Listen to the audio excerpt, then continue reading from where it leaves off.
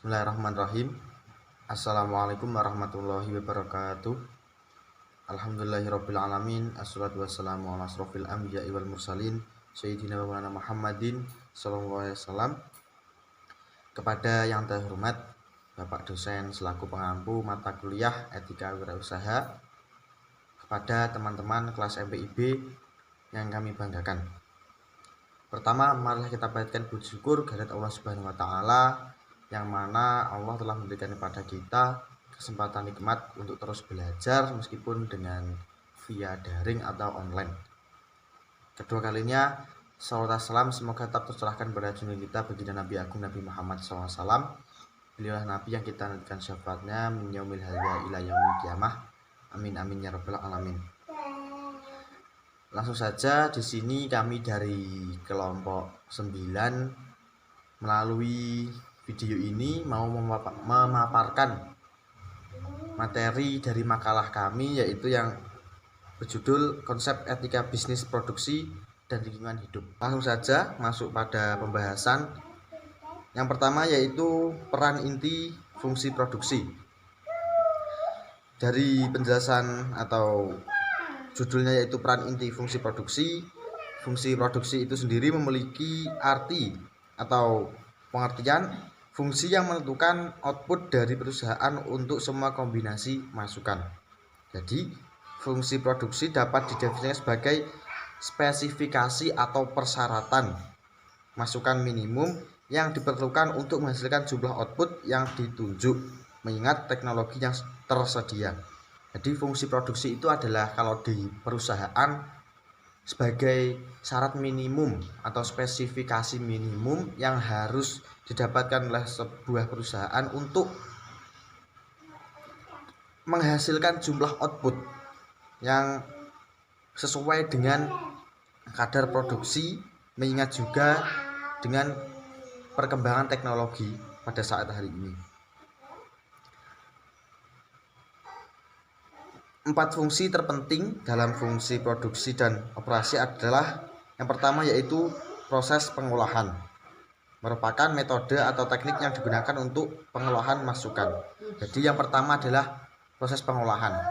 Dalam proses pengolahan ini, sebuah pabrik atau perusahaan atau sebuah lembaga itu harus mampu mengolah sumber daya yang dimiliki untuk menghasilkan output yang sesuai. Yang kedua yaitu jasa-jasa penunjang, merupakan sarana yang berupa pengorganisasian yang perlu untuk penetapan teknik dan metode yang akan dijalankan, sehingga proses pengolahan dapat dilaksanakan secara efektif dan efisien. Setelah melakukan proses pengolahan, untuk yang kedua yaitu harus ada jasa-jasa penunjang. Maksudnya jasa-jasa penunjang itu dalam mengorganisasikan atau menjalankan sebuah perusahaan atau lembaga itu harus diimbangi atau didukung juga dengan hal-hal untuk kelancarannya. Maksudnya seperti contoh sarana dan prasarana dan yang lain-lain. Yang ketiga yaitu perencanaan, merupakan penetapan keterkaitan dan pengorganisasian dari kegiatan produksi dan operasi yang akan dilakukan dalam suatu dasar waktu atau periode tertentu. Nah, untuk yang ketiga ini adalah perencanaan.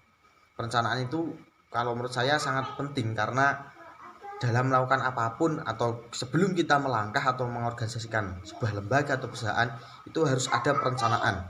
Jadi di planning dulu nanti bagaimana modelnya, bagaimana proses pengerjaannya, dan bagaimana finishingnya agar mendapatkan output atau hasil-hasil yang diinginkan. Yang keempat yaitu pengendalian atau perawatan, merupakan fungsi untuk menjamin terlaksananya kegiatan sesuai dengan yang direncanakan. Jadi setelah melalui beberapa tahap, proses pengendalian dan perawatan itu sangat penting agar pada saat pelaksanaan atau proses-proses pembuatan produksi itu berjalan lancar. Karena nanti kalau tidak ada pengendalian, tidak ada perawatan, dapat menghambat di tengah jalan. Contoh, suatu perusahaan sedang membuat produksi barang-barang ini tapi ternyata tidak ada perawatan pada mesin, mungkin itu nanti dapat mengakibatkan terhambatnya produksi. Lanjut untuk yang B yaitu orientasi dan konsep etika produksi.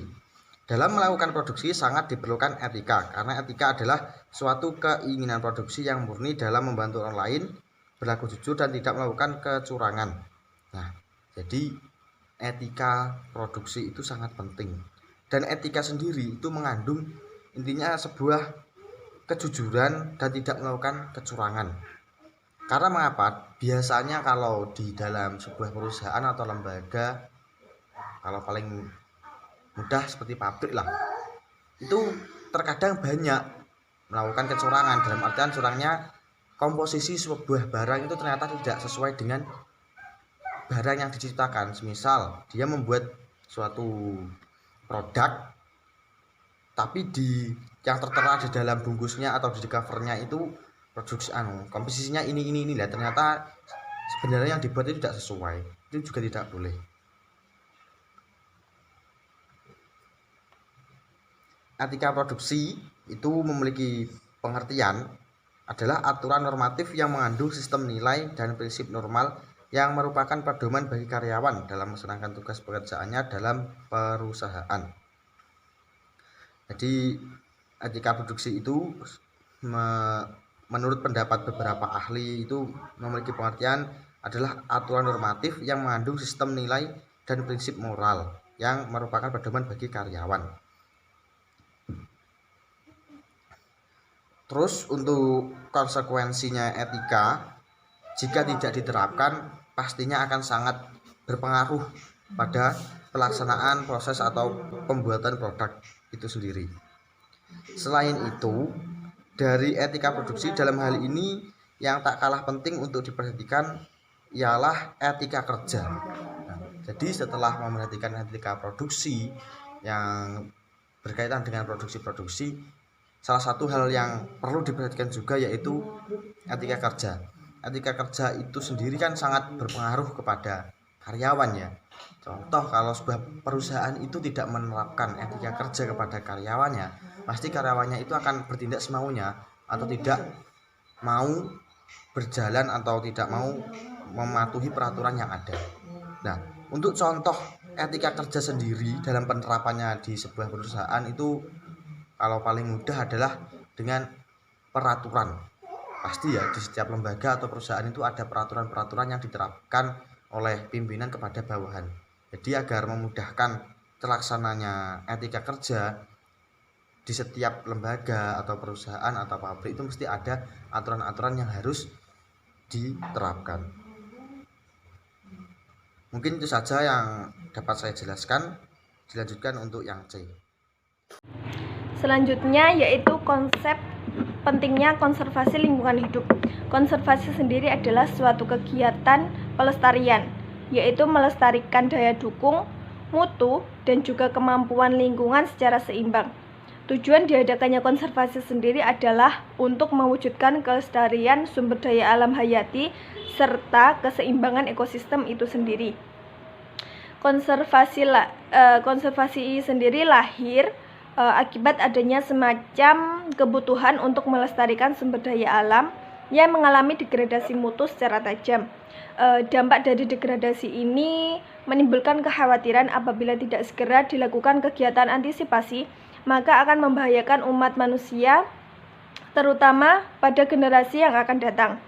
Dilihat dari sudut pelaku gerakan dan juga arah dari pelaksanaan konservasi ini, ada dua upaya gerakan. Yang pertama adalah gerakan konservasi kebendaan yang umumnya dilakukan oleh para arsitek, pakar sejarah arsitektur, perencanaan kota, dan lain-lain. Untuk upaya gerakan yang kedua adalah gerakan konservasi kemasyarakatan yang pada umumnya dilakukan oleh pakar ilmu sosial, pekerja sosial, dan juga kelompok swadaya masyarakat, dan lain-lain. Konsep konservasi itu sendiri memiliki beberapa alur. Yang pertama ada renew, yaitu memperbarui kembali. Yang kedua ada reuse, memanfaatkan kembali. Ada reduce, mengurangi. Yang keempat ada recycle atau mendaur ulang.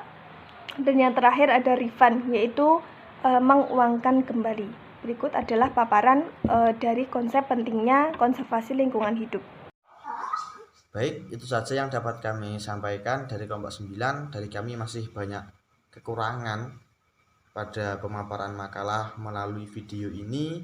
Jadi untuk teman-teman bisa mencermati lagi pada makalah. Jadi kami masih banyak kekurangan, kami mohon maaf yang sebesar-besarnya. Wa akhiran wa wallahul muwaffiq ila aqwamit thoriq. Wassalamualaikum warahmatullahi wabarakatuh.